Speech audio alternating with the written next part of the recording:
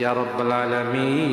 আল্লাহ, তুমি না কোরআনে বলেছো বান্দা যতই গুনাহ করবে আমার কাছে তাওবা করলে আমি তোমারে মাফ করে দেব।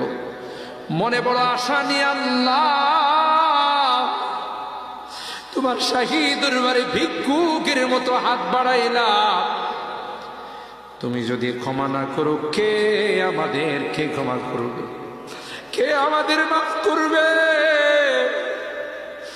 ভিক্ষুকে একজনের কাছে ভিক্ষা না পেলে আরেকজনের কাছে পায়। এক দুয়ার থেকে বিতাড়িত হলে আরেক দুয়ারে যায়। তোমার দরবার থেকে যদি মাহরুম হয়ে যায়, বিতাড়িত হয়ে যায়, কার কাছে যাব? কে আমাদেরকে ক্ষমা করবে?